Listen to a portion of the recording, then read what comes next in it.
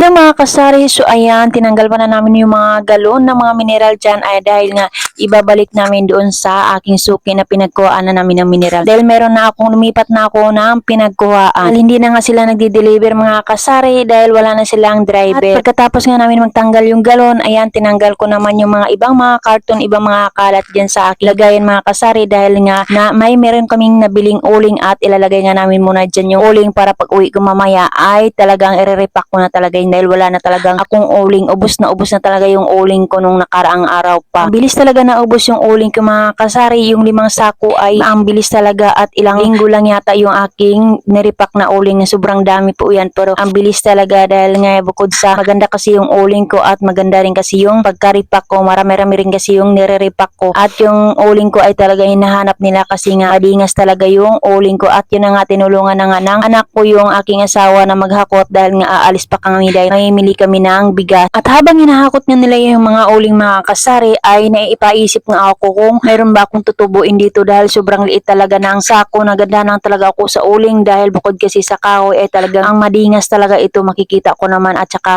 tiningnan ko talaga maigi. Kaya nga lang yung sako na pinaglagyan nila ay sobrang liit talaga. Hindi ko nga alam kung may tutubuin ba ako nito o wala. Pero no choice ako dahil nabili ko na ngayon mga kasari kaya laban lang, go lang mga kasari. At pagkatapos nga namin nilagay nilagay nila yung mga uling doon sa lagayan. Ayan, ito na nga yung nilabas kong mga container o galon dito sa labas at hinakot na nga ng aking asawa dahil nga nagmamadali na nga kami dahil baka umulan dahil nga bibili kami ng bigas. At ayan na nga, pagkatapos nyan ay ako na nga nagdala ng 2 container para makaalis na nga kami at nilagay ko na nga dito sa aming tricycle mga kasari. At pagkatapos ko nilagay sa tricycle, ayan, inayos naman ng aking asawa at tinalian nga niya yung mga container o di kaya galon para hindi nga malaglag. At sabay umalis na nga kami mga kasari, nagbiyay na nga kami. Tingnan nyo naman yung panahon, medyo makaluhimlim nga pero sana naman wag naman dahil nga yung bigas namin ay baka mabasa mga kasari. Tingnan ng ilang minuto, dumating na nga kami dito sa aming pinagkuhaan o suki namin dito sa mineral. Binalik na nga namin yung galon mga kasari. Tumingi na nga rin siya ng pasensya dahil nga hindi nga pa sila makapag-deliver dahil hindi na nila maasikaso at wala kasi silang mga tauhan mga kasari at sila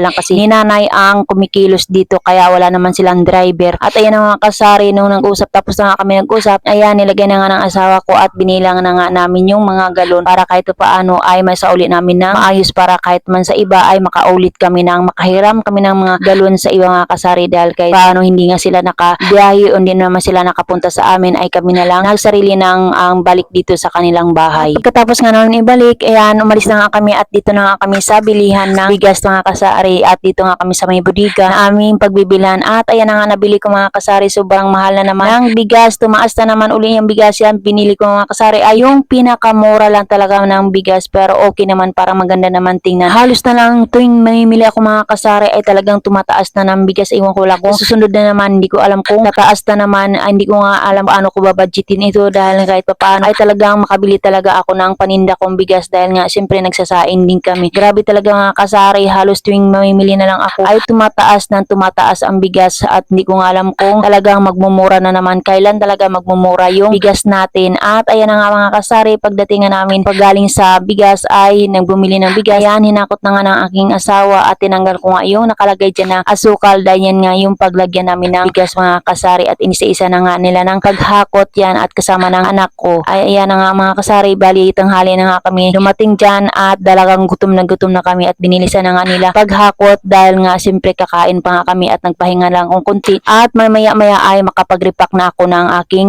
uling dahil ang dami na naghahanap ng uling namin dito.